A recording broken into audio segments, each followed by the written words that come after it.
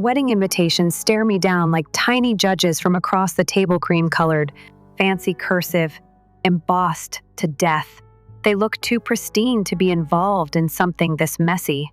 I've been sitting here for almost an hour, pen poised above the guest list, stuck on one name. Leo Mercer. My father. Should be simple, right?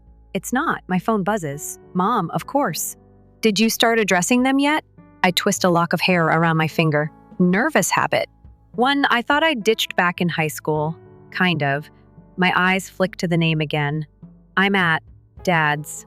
There's a pause, long enough for me to hear everything she's not saying. Then she sighs, soft and knowing. Hey, Les, sweetheart. It's your day. You can invite or not invite whoever you want. But you know what this means? She does. I do too. It means war. Last Christmas flashes through my mind. Dad's seat at the table, untouched. Celeste's carefully worded text about how he had the flu. Again, same flu that vanished the day after my graduation. Same one that struck during my first book launch. My art show, every milestone that might have mattered. He won't come without her. And I can't sit through another event where she plays the doting stepmother, like she didn't bulldoze my childhood. Orion walks in from the kitchen, sets a mug of tea in front of me, and doesn't say a word. That's one of the reasons I love him. He lets me take my time. But he's listening, always. Remember Juniper's wedding? Mom asks, her voice cautious. Oh, I remember. How could I forget? Celeste wore white. White. Stole attention from the actual bride like it was owed to her. Hung on Dad's arm like an accessory. Cried during the father-daughter dance about how she never got to have one. Because that's what the event needed, her grief stealing the spotlight. That's why I can't invite her, I say. My voice cracks. I hate that it cracks. I sip my tea. The warmth is a small kindness in the cold storm brewing in my chest. Celeste's not ruining my wedding. Not this time. I don't care what sob story she spins about not having kids. I'm done playing the part of the forgiving daughter while she plays puppeteer with my dad's life. He'll be hurt, you know, Mom says. Not accusatory, just honest. He's been hurting me for 15 years. The words land heavy, bitter.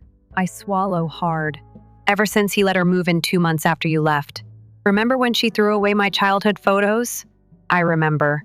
Mom's voice is sharper now. I also remember her telling you your art was just a hobby, right before your college apps were due. Orion's hand finds my shoulder. He knows this story. He knows all of them. I pick up the pen. Steady hand, even though my heart's punching my ribs. I'm addressing the envelope to Dad. Just Dad. You ready for the fallout? No. But I do it anyway. I write Leo Mercer. No and guest. No Celeste. Just him. A challenge in the form of calligraphy. I seal it before I can change my mind. That night, Orion and I curl up on the couch. I ignore the blinking notification on my phone. Celeste? Probably. Dad? Maybe. Doesn't matter. Let the war begin. 3 days after I send the invites, Dad calls during my lunch break. My stomach drops. I answer anyway. I just got your invitation, he says. His voice sounds tired. Older. Must have been a mistake? No mistake. I step into the gallery's back room, lean against the brick wall for support. It's just for you. He says my name like I'm still 12 and refusing to brush my teeth. You know I can't come without Celeste. And I'm your daughter. My voice wavers. Or at least I used to be. The silence that follows stretches out like old wounds. 15 years of missed birthdays, forgotten dinners, empty chairs. Is this about Christmas? He asks finally. It's about everything. I check my watch 5 minutes until my next client. It's about every time you've chosen her over me since I was 14. That's not fair. Last month I invited you to dinner. Just you. You said yes. Then, emergency at work, right? I did have. You were at Marcelo's. With her. Silence again. I picture him at his desk, pinching the bridge of his nose. Classic guilt move. She had a rough day. And I didn't? Through the window, I see Juniper arriving early for her wedding consult. She mouths, "You okay?" I nod. Barely. "Look, Dad," I say, voice low and firm. "We can talk. Over dinner, Friday at Carlos. But if Celeste shows up, I walk." I end the call before he can respond. Juniper takes one look at my face and pulls me into a hug. Your dad? I nod. And now we wait, I whisper, to see if he remembers how to be a father. Friday night, Carlos. I sit alone at a table for two. 7:057, 15.7, 30. The waiter keeps refilling my water with a look I can't bear. I should leave. I'm about to stand when I see her. Tamron, Celeste's friend. She hesitates, then walks over, wringing her hands. I think there's something you should know. I blink. I'm not really. It's about your dad. And tonight, she leans in, voice dropping. Celeste hid his phone, called his office pretending to be his assistant, set up a fake meeting so he couldn't come. I feel my grip tighten around my purse strap. Numb. She what? She was laughing about it. Said she'd rather die than let him have dinner with you, alone. I barely register the restaurant door opening behind me. Celeste, draped in cream like irony's personal mascot. Darling, she sings across the room. Your father had a meeting, but I thought I'd stop by. She slides into Dad's empty chair. Let's talk wedding plans. I stare her down. It wasn't lost. My voice is ice. The invitation. It was never sent. I don't know what's worse, Celeste crashing my dinner with a smile that doesn't reach her eyes, or the fact that it almost doesn't surprise me. Almost. She settles into the chair like she belongs there, like this is her seat. Dad's seat. You know, she says, brushing imaginary lint off her sleeve. I'm concerned. The wedding's coming up so fast and we still haven't received an invite. I let the silence stretch. If she expects me to flinch, she'll be waiting a while. That's not an oversight. She laughs. Tight, rehearsed. Oh, honey, let's not be dramatic. I'm not being dramatic, I say, keeping my tone even. I'm being deliberate. Her smile twitches. Leo's devastated, by the way. She leans forward, voice softening.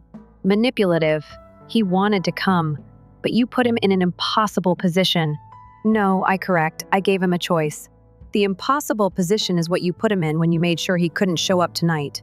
That flicker in her eyes just for a second. She knows I know. I have no idea what you're talking about. Tamron told me everything. The hidden phone, the fake client meeting, the fact that you've been doing this for years. She stiffens, but her voice stays sugary. Your father is a very busy man. No.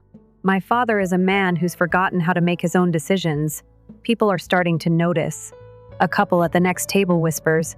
The waiter hesitates before approaching. I stand up slowly, pushing the chair back. You're not welcome at my wedding, Celeste. And now, everyone knows exactly why. Her hand lashes out, grabs my arm. Not hard, but enough to make a point.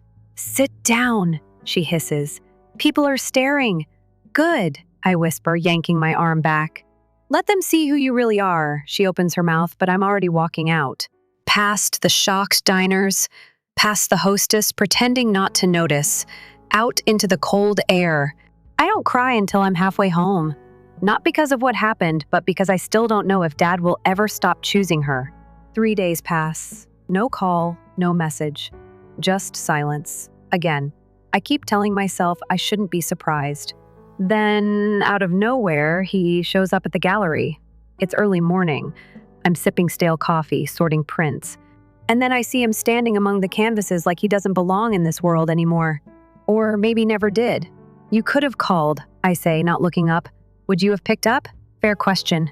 He steps closer, eyes landing on the framed photo of Juniper and me at her wedding.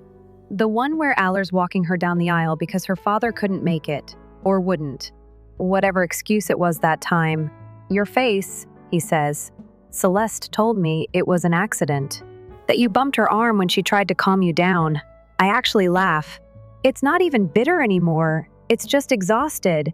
And you believed that? I don't know what to believe anymore.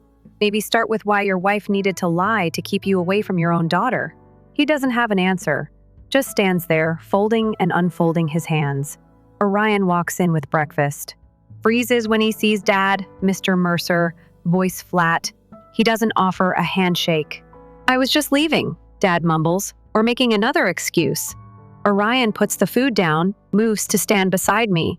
No drama, just calm, collected loyalty. This is between me and my daughter. Orion doesn't blink, that's the problem. There's never been a between you and her. Not for a long time. Dad's face reddens. You don't understand. I stand. Finally look him in the eye. You know what today is? He looks confused. 8 years ago today. Mom married Aller. You said you'd come to the reception. Just for an hour. Show we could all be civil. Nothing. You never showed. Celeste told everyone you had a migraine. But Tamron saw you both at the country club, playing doubles tennis. He opens his mouth, stops. The air in the gallery feels heavier. It was complicated. No, it was convenient. That's what it always is with you. Convenient for Celeste. He sinks into the visitor chair. Looks small, tired. I never meant to choose, but you did. I pick up the photo from the desk. Juniper's wedding. My smile in it is real.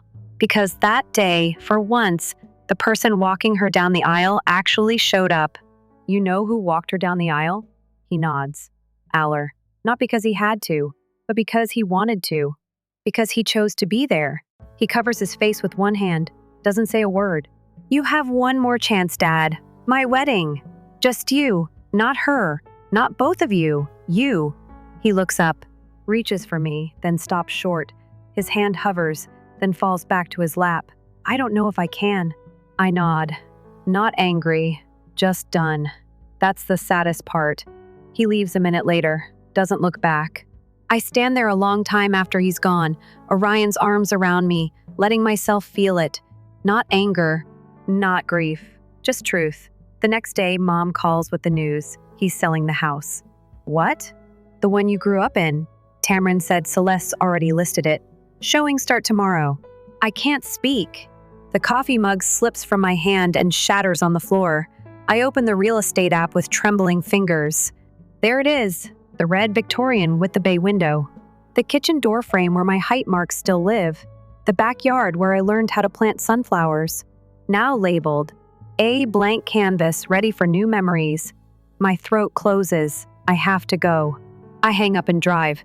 The whole way there, I'm thinking she's doing this to erase me, erase everything.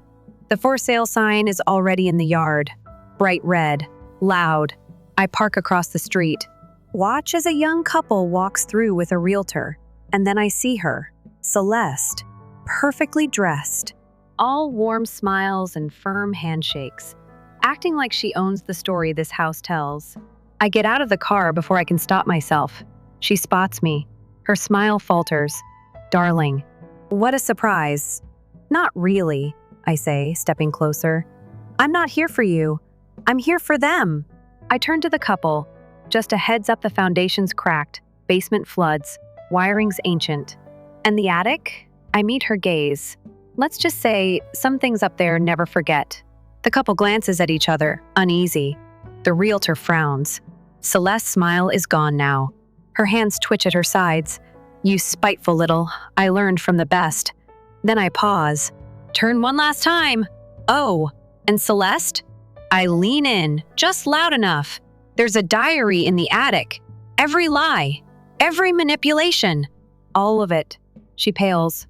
We both know there's no diary. But now, she'll never sleep soundly again. And maybe that's enough. 2 days before the wedding, there's a knock at my apartment door. It's not a delivery, not a friend, it's my father. He's holding a manila envelope like it weighs more than it should. His hands are shaking. Celeste found this in the attic, he says, voice low, like the walls might be listening. I thought you should see it before she uses it. I stare at him, not ready, not even close. But I step aside and let him in. We sit in silence on opposite ends of the couch. The envelope sits between us like a bomb. He finally opens it and pulls out a stack of letters. Not typed emails, not notes. Letters, ink, paper, folded and softened by time. My heart stumbles in my chest. Your mother wrote these to me during the separation. Before the divorce, I take one. The handwriting is unmistakable. Mom's. I read the first line. Leo, I know about her. I stop. My throat closes. You were with Celeste before the divorce? I ask, even though I already know the answer. His silence is the answer. Before the separation, he winces, nods once. My stomach turns. All these years, he made it seem like Mom was cold, like she left him. But she knew. She knew about Celeste. She even tried to forgive him for me. And he still left. Celeste kept these? I ask, barely able to get the words out. She said if I didn't convince you to invite her, she'd send them to your mother, to ruin her peace. I stare at the pages in my lap, so gentle, so careful. Mom's pain poured out with restraint, with grace, and Celeste kept them like trophies, as leverage. You came here to protect Mom? I came here to try and stop this from getting worse. You mean worse for you? He flinches like I slapped him. All these years you let her control everything. And now, she's threatening the one person who never did you dirty. I made mistakes, Hayla. You didn't just make mistakes. You let someone else rewrite the story of our family, and you stood by with a pen in your hand. The words spill out before I can stop them. I'm not even yelling. I'm past that now. I pick up another letter. Hayla asked today why you didn't come to her recital. I lied. I said you had work. Please don't make me lie to her again. I can't read anymore. Take them, I say, handing the stack back. He looks confused, almost hopeful. I don't want them.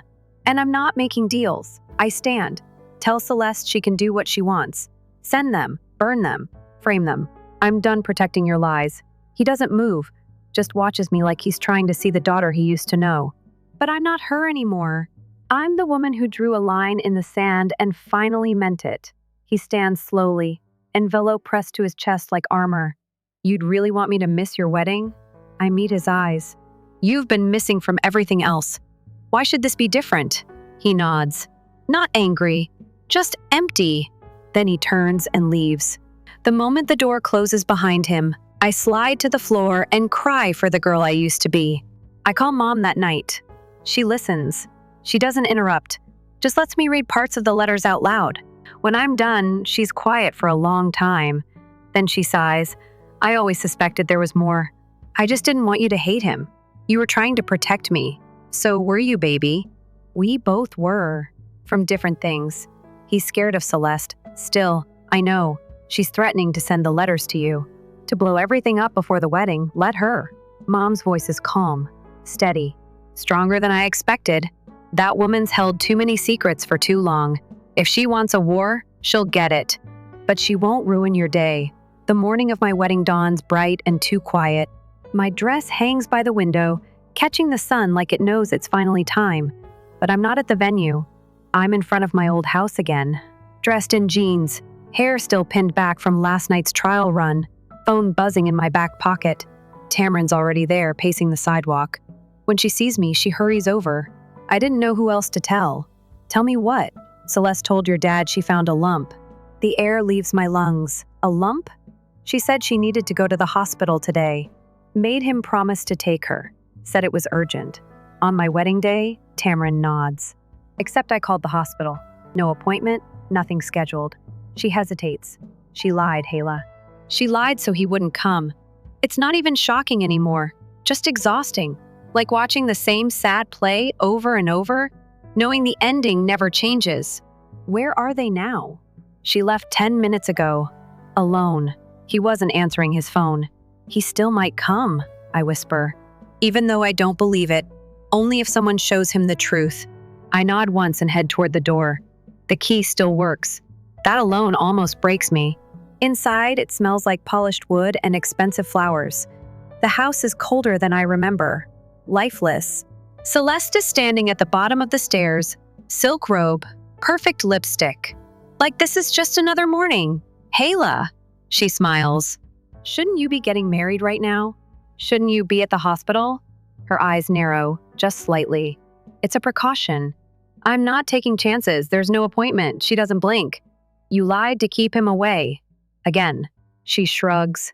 You don't get it. He belongs to me now. That makes me laugh. You're not keeping him because he loves you. You're keeping him because you're afraid of what happens if he really looks around and sees the damage. She steps closer. Too close. You've already lost, Hayla. You think one little wedding makes up for 15 years of absence? No. But telling the truth is a good place to start. She reaches for her phone. I should call Leo. Tell him what a scene you're causing. Before she can dial, a voice cuts in from the doorway. Don't bother. We both turn. Dad stands there, alone. His face is pale. but his eyes are clear. The hospital never heard of you. The assistant didn't schedule anything, because there is no assistant. Just your voice pretending to be one. Celeste's mask finally cracks. I did it for us. You did it for control. He steps closer to me, looks at me like he finally sees me again. I should have walked away a long time ago. She lunges toward him, but he steps back. It's over, Celeste. I already called a lawyer. And just like that, her house feels hollow. She doesn't cry, doesn't scream. She just slumps into the chair like a puppet with its strings cut. Back at the venue, the bridal suite is a flurry of last-minute touches. Mom helps with my veil. Juniper handles the playlist. Everyone's pretending not to ask if Dad will show. I don't know either. But when the music starts and I take Aller's arm steady and warm, I walk the aisle without looking back. Until I see him. In the front row, alone. No Celeste. Just him. The sun cuts through the garden in long, golden slants. My dress catches the light, scattering it across the stone path like little stars. The music swells softly behind me, and I keep my eyes forward even though I feel his presence. Dad's. He's here. Alone. And that, somehow, is everything.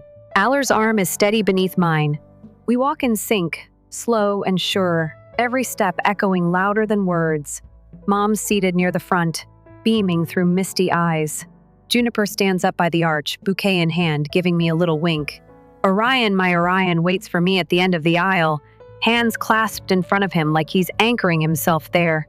He looks like he hasn't breathed since the doors opened.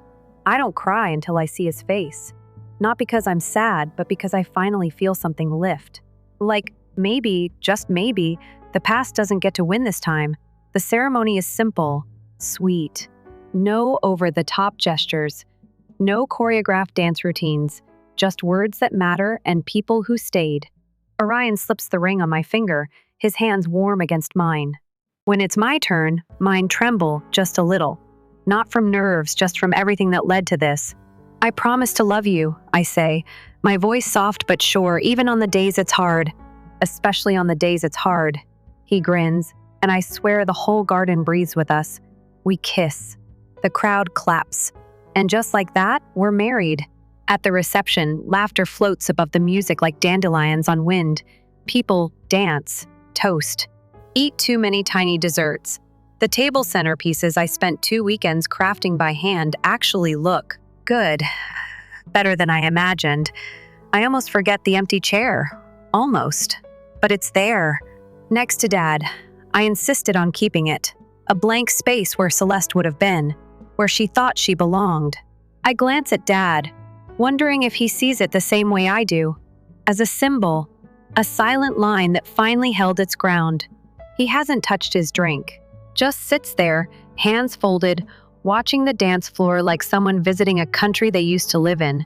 When Mom and Aller step out for a slow song, Dad watches them with a strange softness.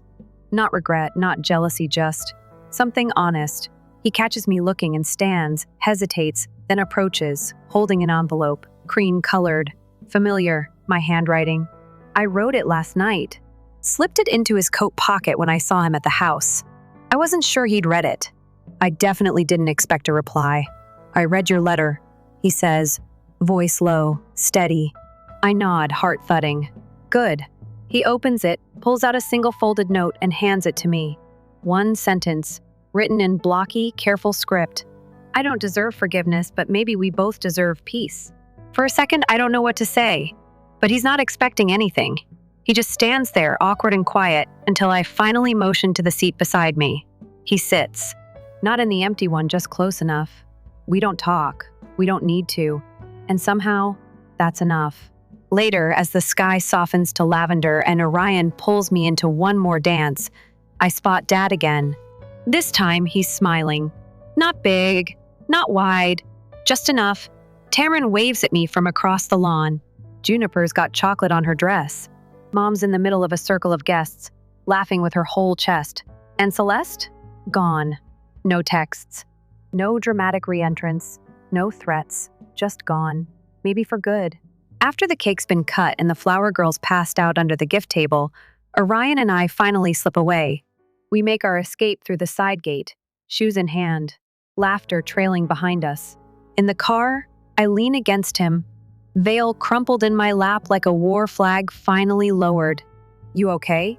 he asks. I nod, then pause. Actually, yeah, I am. Back at the apartment, I drop my heels by the door, toss the veil on the couch, and sink into bed still wearing half of my dress. Orion disappears into the kitchen, comes back with 2 glasses of champagne and a box of takeout. We never touched earlier. We toast in silence. Then he asks, voice careful, "Think he'll follow through?" I know who he means. Dad? The divorce? I ask. He nods. I consider it, I think. If he doesn't now, he never will. But I also think for the first time he wants to. Orion sips. Doesn't push. He looked different, I add. Not just older, lighter. We sit in that soft afterglow, champagne fizzing quietly between us.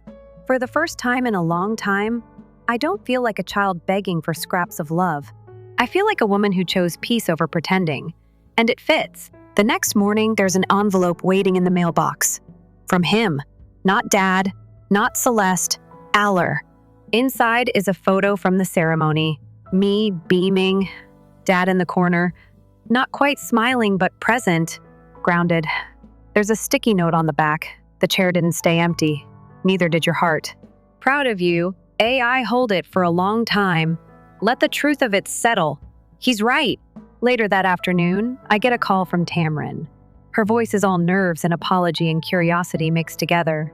Did you hear? Hear what? Celeste? She left, packed a bag, moved out. I don't react right away. She waits. I thought I'd feel something, I finally say. Relief, maybe. Or satisfaction. But I don't. I just feel done. Tamrin exhales, like she was holding her breath for both of us. Then maybe that's what winning feels like. That night, I light a candle for myself. Not for grief, not for mourning, but for every version of me that fought to be heard and finally was. A week after the wedding, I get a text from Mom that stops me mid-brunch. The house sold. That's all it says. No emojis. No follow-up. Just 3 words that feel like a punch in the chest. I stare at my phone, eggs untouched, the edge of my mug pressed to my bottom lip. The house. My house.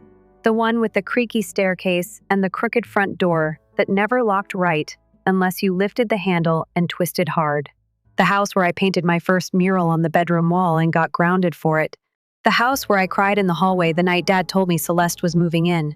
The house where I last saw Mom packing boxes with shaking hands, trying not to let me see her cry. It's gone. Just like that. By sunset, I'm parked across from it again. Different owners now. Young couple, early 30s. They're outside repainting the porch railings. The sold sign is gone, replaced with wind chimes and potted plants. The Victorian doesn't look like it remembers me anymore. I sit there a long time, watching them. They seem happy. He laughs at something she says, paintbrush wagging in the air like punctuation. And I should be angry, but I'm not, because Celeste didn't win. She tried to erase me, to burn down every trace of who I was before her. But I'm still here, still standing, still whole. And the house? The house will always remember, even if no one else does. Later that night, I visit Mom. She's sitting on the porch swing, wrapped in one of Aller's flannel shirts, hair up, smile tired but warm. I hand her a box. She looks confused.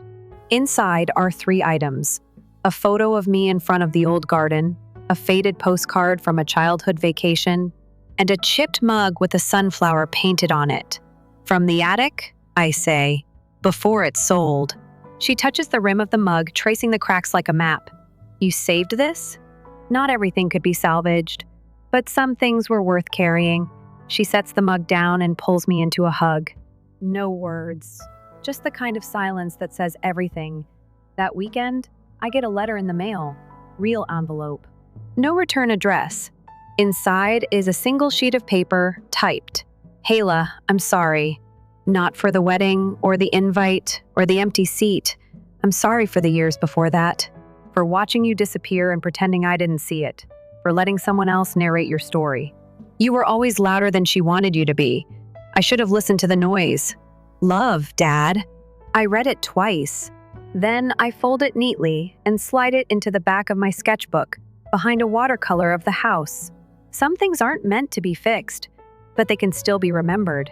The gallery reopens 2 weeks later. I hang a new exhibit. It's called Remnants. Each piece is built from fragments. Collaged letters, torn canvas, stitched photos, faded receipts, pieces of something broken turned into something whole again. People walk through with soft gasps and longer pauses than usual. Tamron comes to the opening, red lipstick and nervous hands, and stays longer than I expected. She stops in front of a piece titled Room for One More, a chair suspended inside a shadow box, half painted gold, half left raw. That's him, isn't it? I nod. She sighs. She's been calling everyone, claiming you poisoned him against her. She always needs a villain, I say simply. You think he'll go back to her? No, and I don't. This time, I think he finally saw the story from outside her script. A few days later, Dad shows up at the gallery. Again, no warning, no call. Just him in a wrinkled button-up, carrying a book. Art, he says, holding it out like a peace offering. I've been trying to understand it better. I take the book, flip through the pages. It's about abstract composition, brushwork, negative space. 12 years ago, he adds, not quite looking at me. I told you art was a phase. I remember. He gestures at the walls around us. Clearly, I was wrong. We stand there for a while, surrounded by everything I built from everything he ignored. Do you still talk to Celeste? I ask. No, good. He nods, doesn't push. Before he leaves, he turns to me again. Do you think we'll ever fix this? I think about it. Not quick, not eager, just honest. No. But maybe we don't have to fix it. Maybe we just start from here. He nods again, more slowly this time, like that's the best offer he's gotten in years. That night, I sketch for the first time in days. Not for work, not for an exhibit, just for me. The lines are soft, the shape's loose. It's a picture of a girl on a swing, one foot touching the ground, the other stretched toward sky. Behind her, 2 chairs. One empty, one occupied. They're not talking, but they're facing the same direction. It's been a month since the wedding.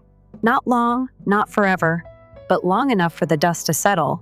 The gallery is quiet today. I'm here alone, sunlight pouring through the big front windows, dust dancing like memories in the air. The last painting from the Remnants exhibit is coming down. I lift it off the hook carefully, like it might shatter if I don't handle it right. It's the piece called Weightless. A woman floating in a room with no floor, no ceiling, just space. That's how I feel lately. Not lost, just anchored. In a good way, like I don't have to brace for impact anymore. Dad calls once a week now. No pressure, no guilt. Just short check-ins, weather, books, questions about art I can't believe he's actually reading about. He doesn't ask for anything. He doesn't talk about Celeste. And I think that's what makes it work. He finally stopped trying to rewrite the past. And so did I. Mom and Aller come by for dinner every Sunday. They bring dessert, even when I tell them not to. Orion makes jokes about our ritual of sugar sabotage and sets the table like he was born doing it. One night, Mom brings a little wooden box. She sets it on the table, then pushes it toward me without a word. Inside are photographs, old ones.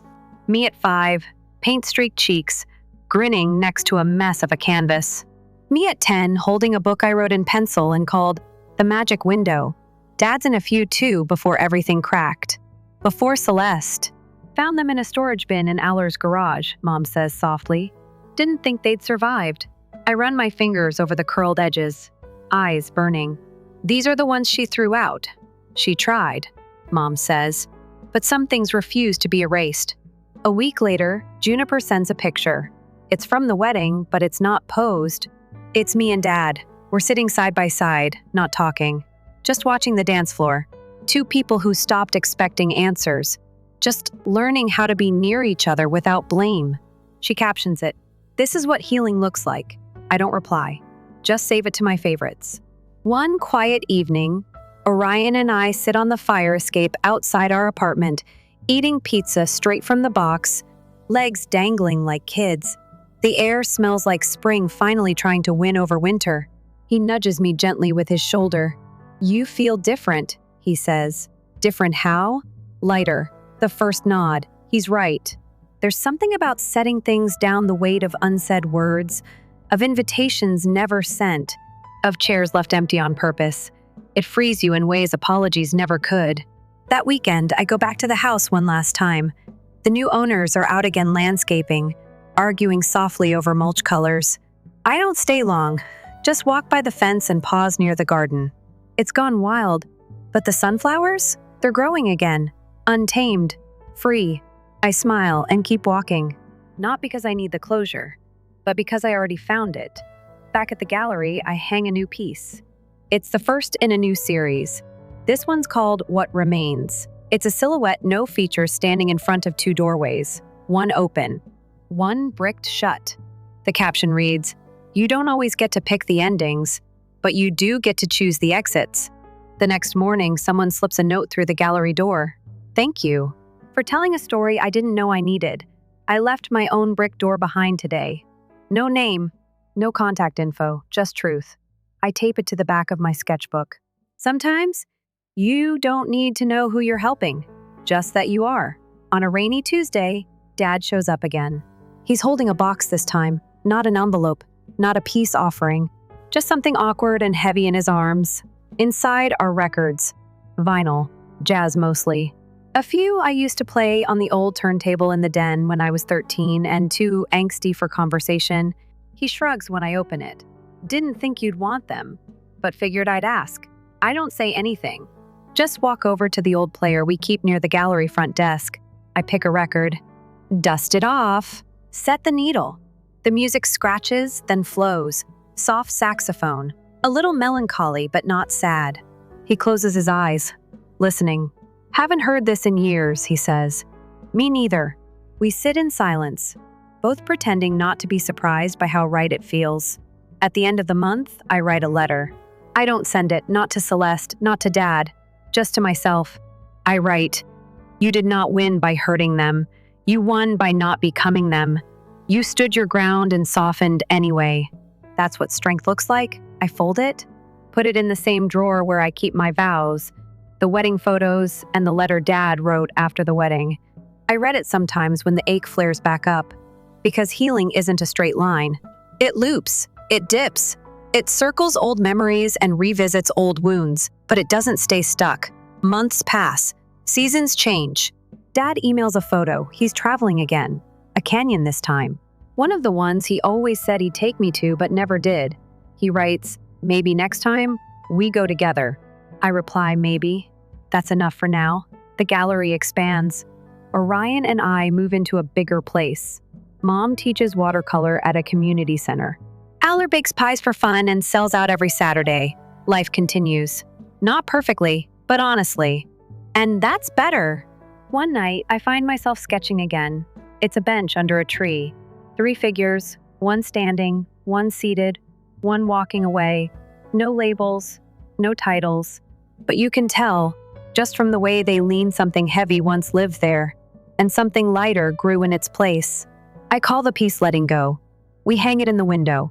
People stop to stare, heads tilted, quiet for a while. No one asks what it means. They already know. And me? I keep going. With my hands covered in paint, with my name written in my own handwriting, with the space beside me no longer empty but open. Because forgiveness doesn't always mean reunion. And peace doesn't always need witnesses. Sometimes, it just needs you. Story 2. My first indication that something was seriously off should have been the text message I received from my bank. "I saw some unusual activity on your account, but I was too preoccupied with client meetings and spreadsheets at work to give it more than a quick look."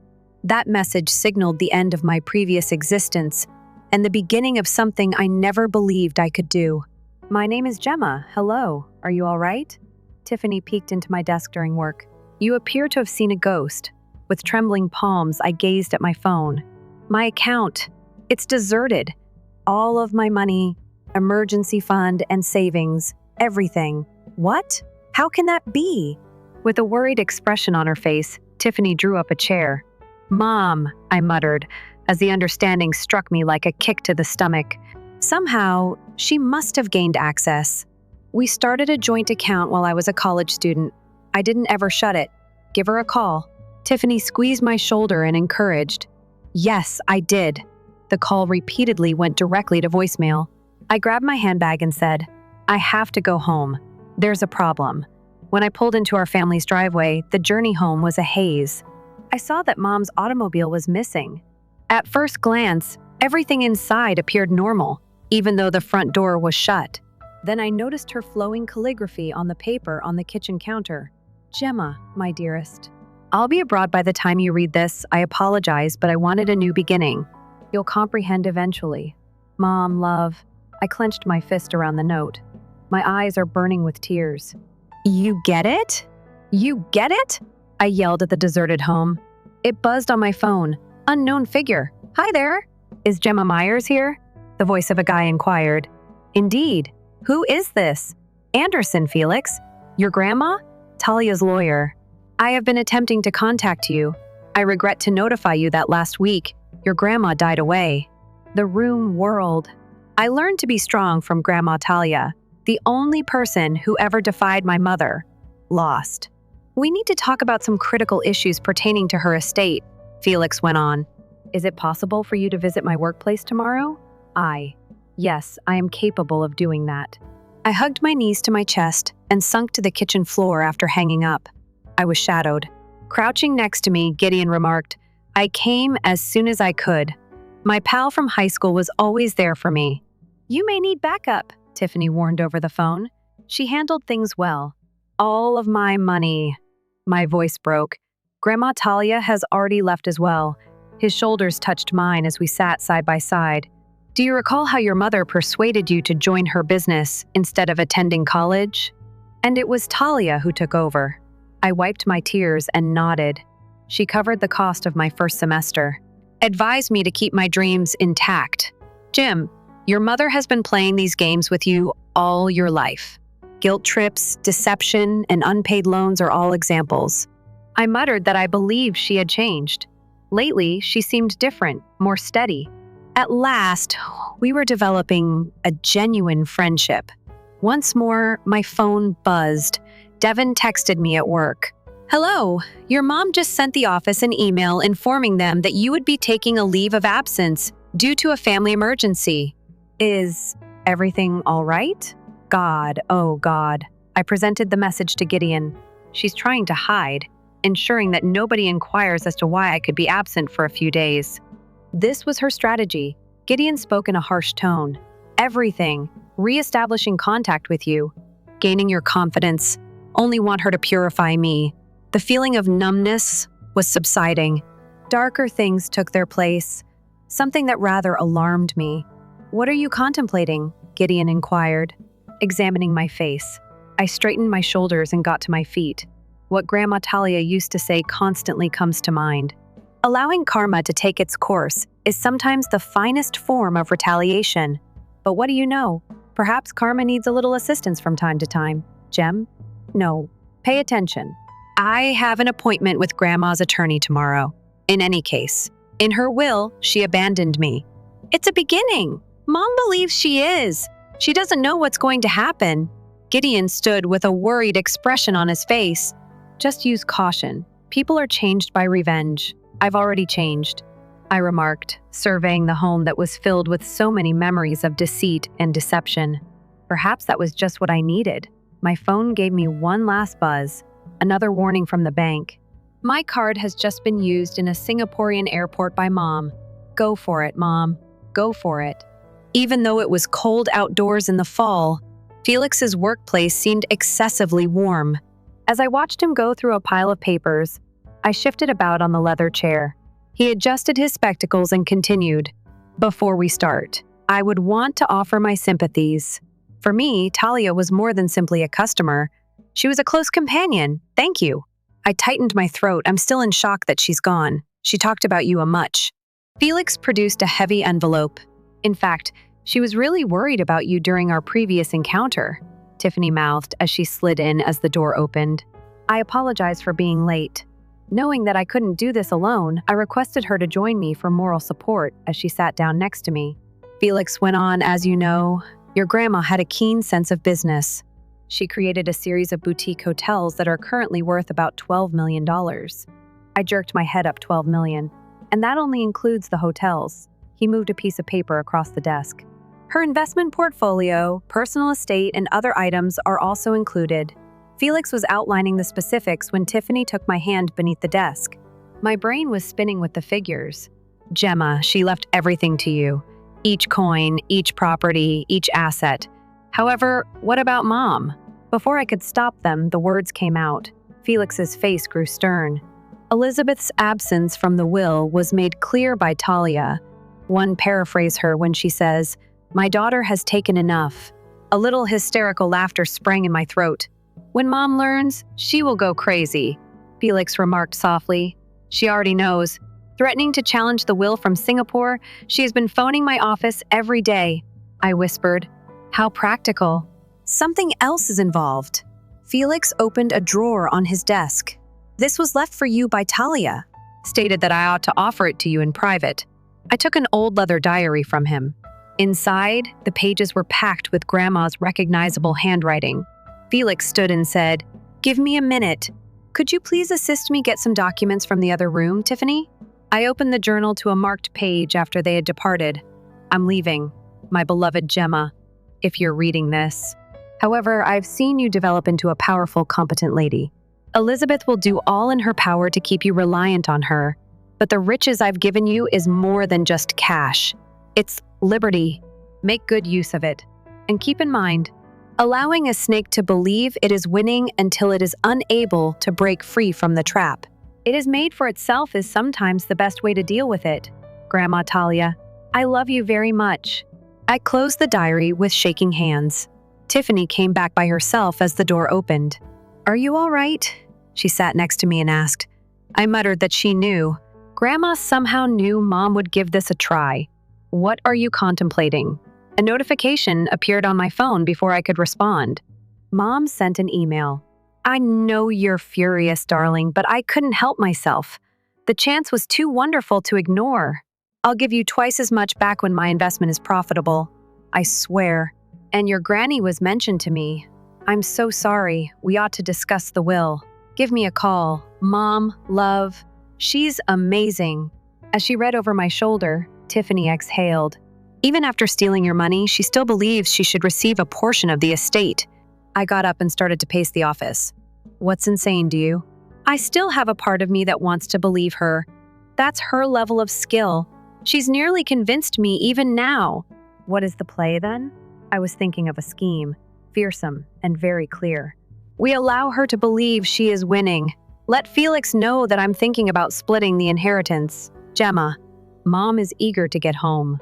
All right. Let's make sure she has something to return home to. I took up Grandma's diary. She put herself in a trap.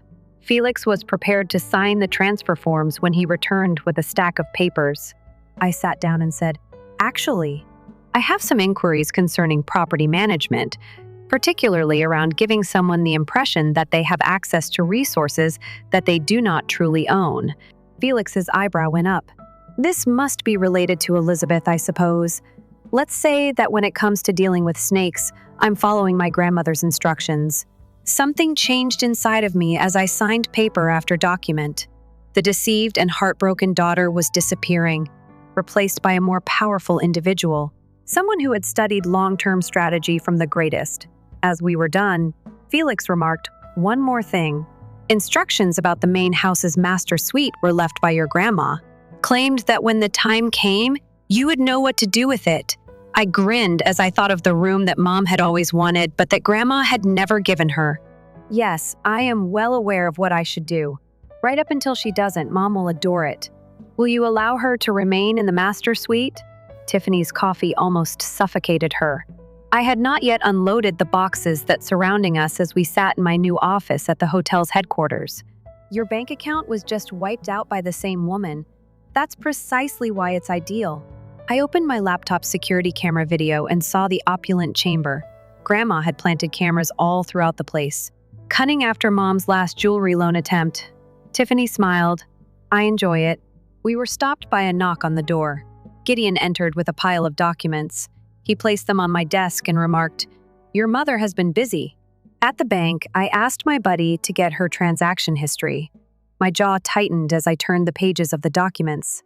First-class tickets, upscale lodging, and shopping excursions.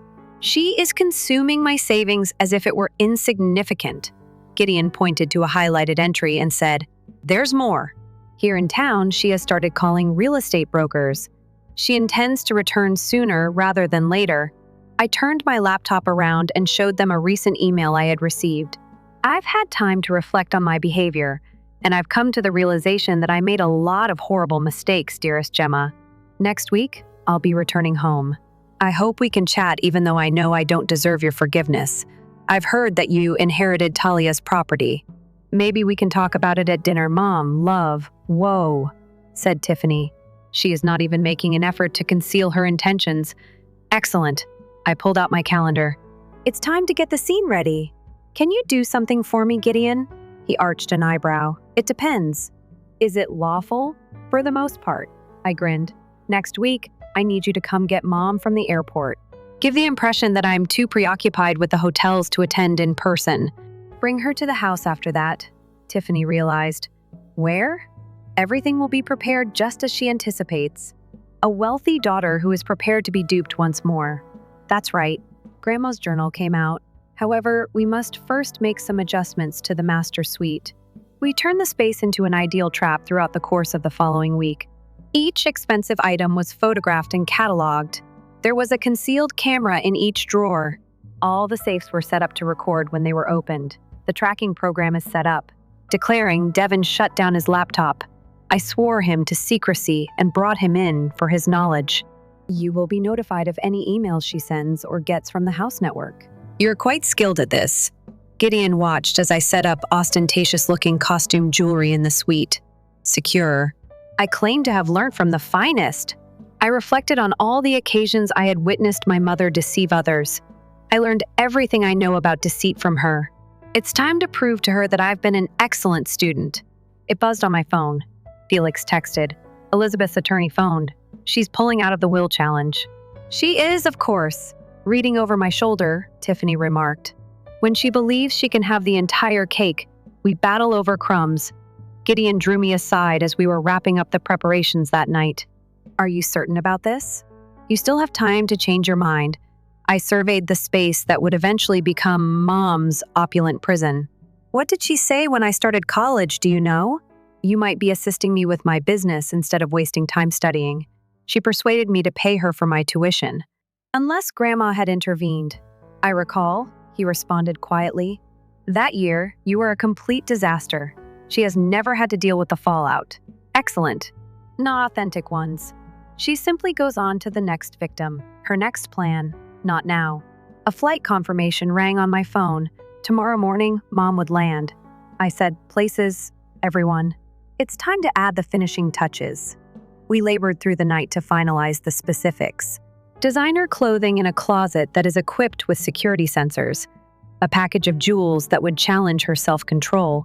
Bank statements that displayed accounts she would never be allowed to access were inadvertently placed on the desk.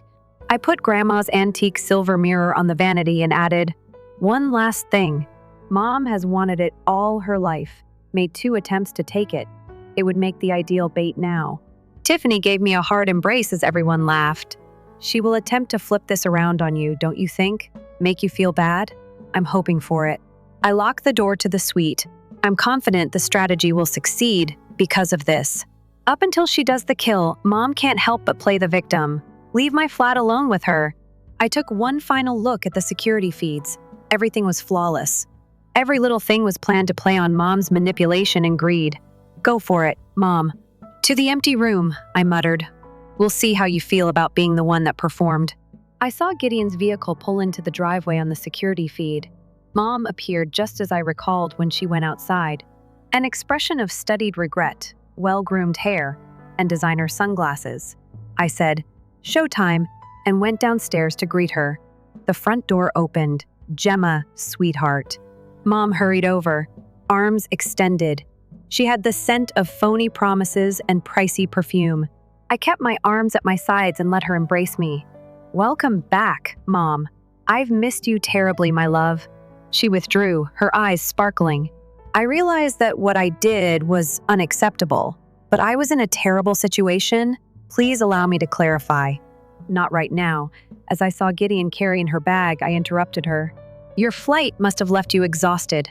Please allow me to show you your room." As we ascended the steps, her eyes brightened. "The main bedroom. But Talia always had that. I now own it.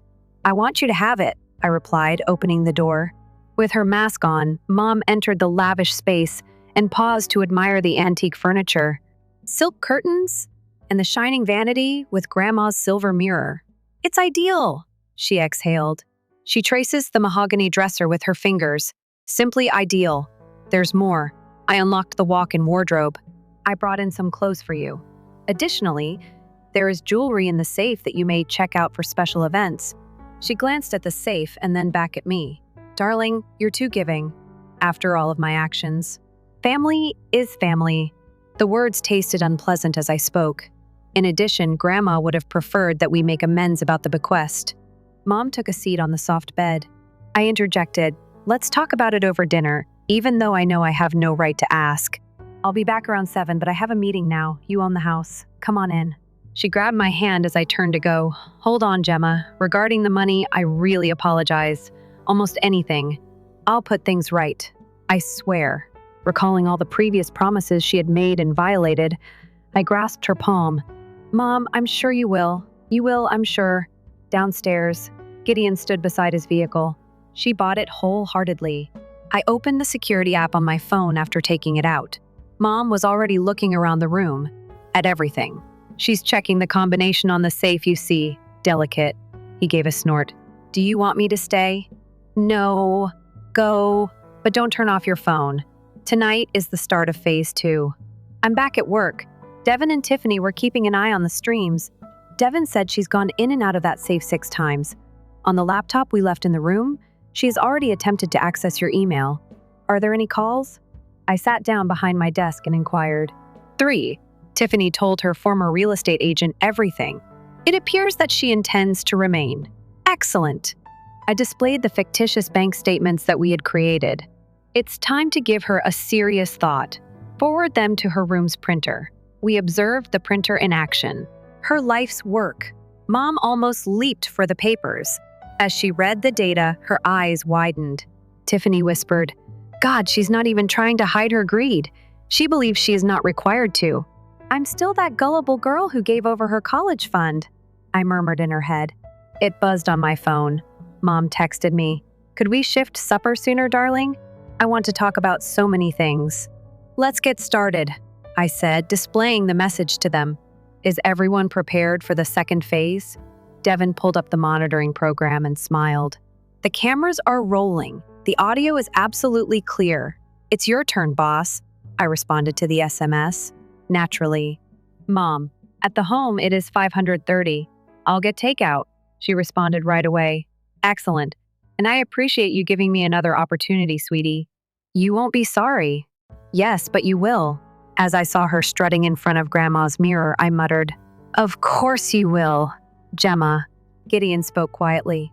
"You have time to put an end to this. Grandma's falsehoods in her journal and years of manipulation left me with an empty bank account. Give it the impression that it is winning." I straightened my shoulders and responded, "No. She must acquire knowledge. The people we have harmed the most can sometimes teach us the most difficult lessons." Unaware that every gesture, word, and plan was being captured on camera, Mom was already planning her next move on the screen.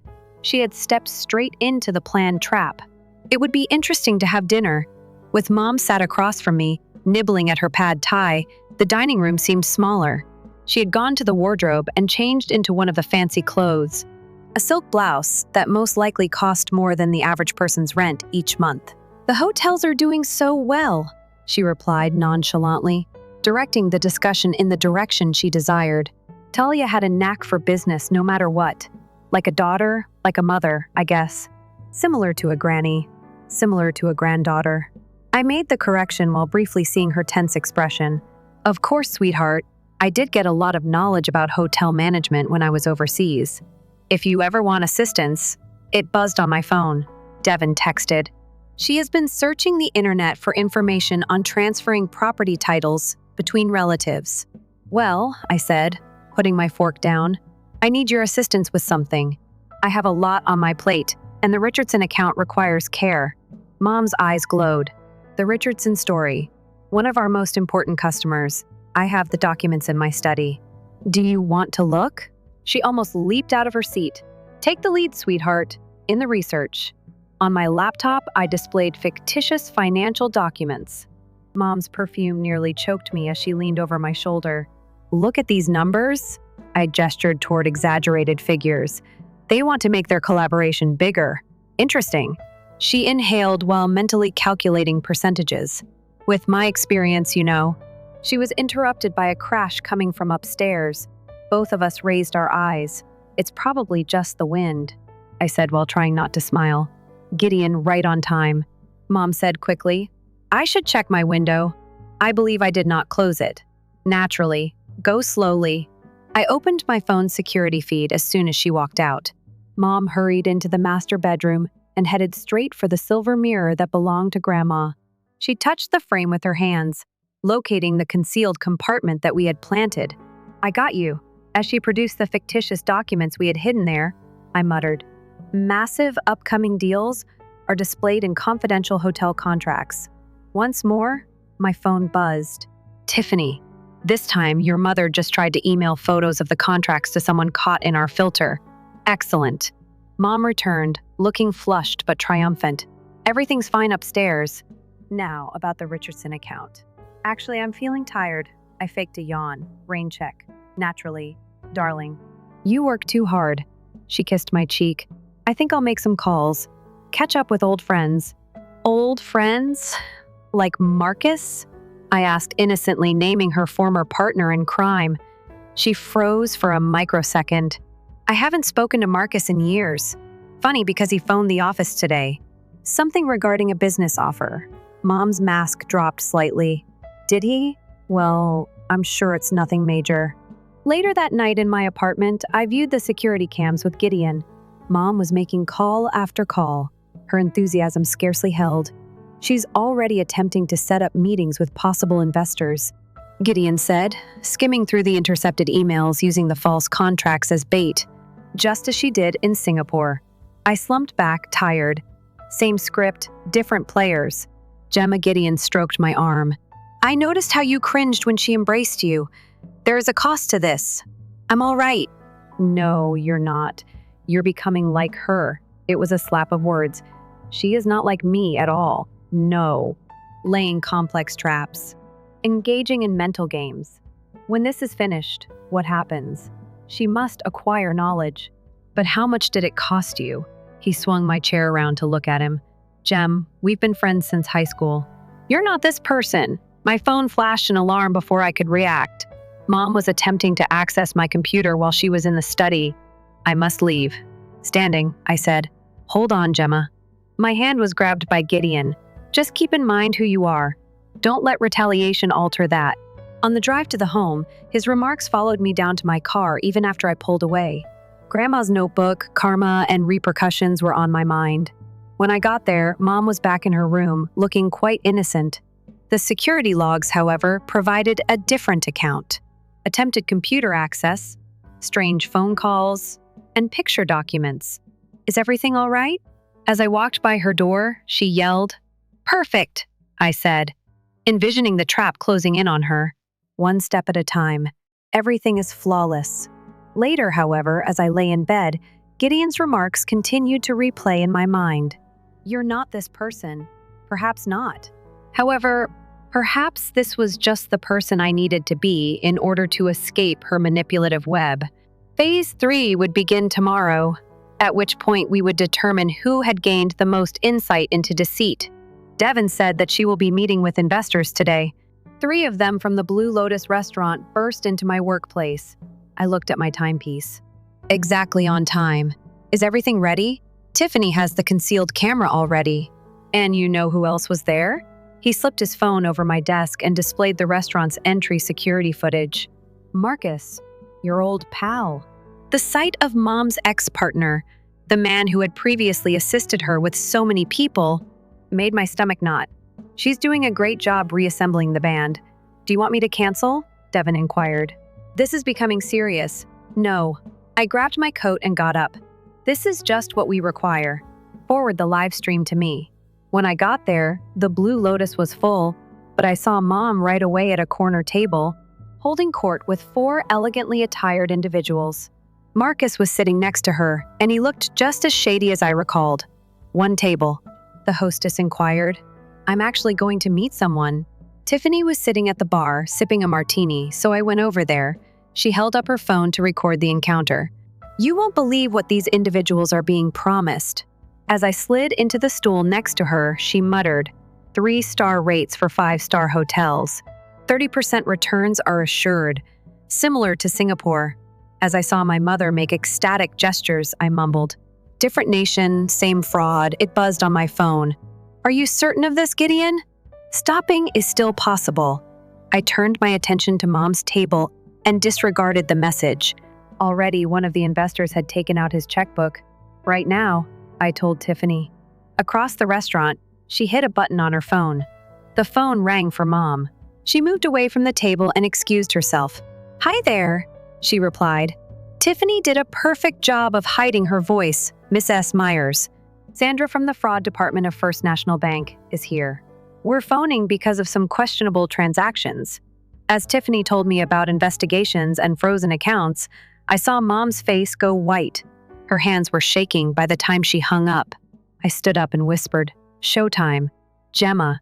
When Mom saw me coming, she raised the pitch of her voice. How unexpected. "Just now, I was out to lunch with some old friends. Marcus and other old friends." I gave a chilly smile. "The same Marcus who assisted you in 3 states' worth of investment scams." The investors at the table paused their conversation and exchanged glances. "Sweetheart, you don't understand," Mom chuckled uneasily. "We were just talking about some possible business ventures, similar to the fictitious contracts you took from my research." I took out my phone and displayed the surveillance footage of her taking pictures of papers. "Or even the fake signatures you have been honing." Marcus hurried to his feet. I yelled, "I should go sit down." "You will also want to hear this." Other customers were watching the drama play out at the quiet restaurant. Mom's flawless facade was crumbling. "These folks have a right to know who they're actually interacting with." With a carrying voice, I went on, "Shall the first share Singapore with them? About how you cleared out your own daughter's bank account only last week, or about the millions you stole." "I wasn't going to repay it that way," Mom stumbled, "as if you reimbursed the other families. The lives you damaged were destroyed by you." An investor got up and gathered his documents. "We're probably done here. Hold on." Mom took hold of his arm. "I can describe anything." However, they were already on their way, murmuring that they would phone their attorneys. Marcus attempted to get away, but Tiffany stopped him. She remarked politely, "The police would love to talk to you too. They are directly outdoors." Mom's neatly crafted world fell apart as she fell into her chair. "Why?" she muttered. "Why would you harm me in this way? Why?" I bent down so she could see the years of hurt and betrayal in my eyes. "Because I learned a lot from you, Mom. You showed me that when there is money to be made, family is meaningless. I learned from you that trust is really another instrument of control." "Your mommy is me." "No," I interrupted her. "Everyone now knows that you are a swindler who just so happened to give birth to me." Almost simultaneously, 2 policemen came inside the eatery. Mom's gaze flitted about, searching for ways out. I stepped aside and said, "Don't worry, they haven't arrived yet. Think of this as a sneak peek at upcoming attractions." Her words halted me as I turned to go. She said, "I truly was going to repay you this time. I genuinely wanted to change." I briefly thought she was telling the truth, almost falling for the tears and the quivering lip. The ideal portrayal of a mother who has repented. "Nearly," I murmured, "Goodbye, Mom," and turned to go. "While you can, take advantage of the master suite. The actual performance has not yet begun." Mom was seen pacing the master suite and making frantic phone calls on the surveillance footage. 3 days had passed since the event at the restaurant, and her entire life was falling apart. A police report was made by another investor, Tiffany said as she entered my office. "4 and Marcus then." Singing like a canary, I questioned, keeping my eyes fixed on the screen. As it happens, he documented everything, even Singapore. Mom's 20th call attempt of the day lighted up my phone. I responded this time, "Please, Gemma." Her voice began to break. "We must speak. Come spend an hour at my office." I texted Gideon after hanging up. Mom came precisely on schedule, dressed in the same high-end ensemble from her first day back. It was rumpled now, as though she had slept in it. "Take a seat." I pointed to the chair on the other side of my desk. "I know you're upset, darling. Furious?" I took out a folder and laughed. "Let's discuss anger. This is a statement from a family of 5 that lost everything in Singapore. When the father found out what you had done, he suffered a heart attack." She winced. "I had no idea." "Or what about this?" I took out another piece of paper. "This old Miami couple had to sell their house." "Or the Chicago single mother who lost her kids' college savings." "Give up," she muttered. "Why? Did you not want this? To talk about your best hits?" I laid down the papers on the desk. "Not to mention your most recent masterwork, robbing your own daughter. I had to be desperate. The investment opportunity turned out to be fraudulent. Like everything else in your life, I came to an end." She got up and paced. "Gemma, what do you want from me? An expression of regret? All right. I apologize. I apologize for all of this."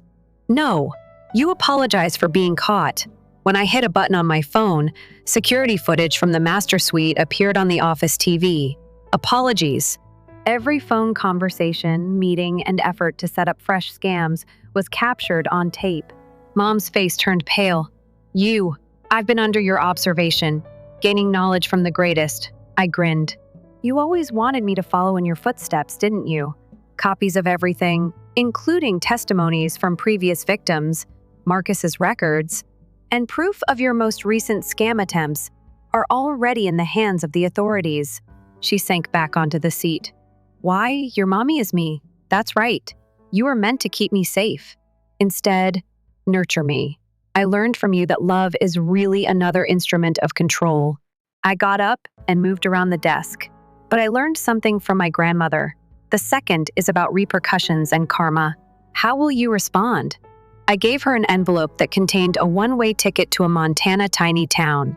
Additionally, there is enough cash for a small apartment's rent for 6 months. Montana. She had a terrified expression. "However, my life is here. The days of being a jerk are past. Accept the ticket. Go away. Make a new start or not. I'll also give the media access to everything. You have an option. You wouldn't." I showed her the draft email to all of the major news outlets after taking out my phone. "Give me a try." Her face was streaming with tears, this time real ones, not the planned fall. Usually she would deploy. "In my own way, I truly loved you. I am aware. I'm giving you more of an opportunity to leave than you provided your other victims because of this." Gideon entered the office through the open door. "Are the cars ready?" "Look between us, Mom," holding onto the envelope. "When?" "Right now. You will be driven to the airport by Gideon." She got up unsteadily and grabbed her high-end handbag. "That and everything else from the master suite stays," I added. "Either you start over or you don't." I just had a glimpse of the real her, the terrified person hiding behind her self-assured exterior. She took a stride toward me and raised her arms to embrace me, but I took a step back. "Mom, goodbye." Tears still streaming down her face. She gave one nod and went out with Gideon. When they were gone, Tiffany entered with 2 wine glasses. "Are you all right?" As I took a glass, I watched Gideon's vehicle move away through the window. Have I simply turned into her? Making use of her own deception? No, Tiffany firmly stated. You offered her a fresh start. She never gave anyone more than that. Gideon texted me and my phone buzzed. She's in the vehicle. I'm still weeping. Actual tears. Really, it's over, I said. Not exactly. Taking out Grandma's diary, Tiffany said. One more page is left for you to read. I turned it to the page that was indicated.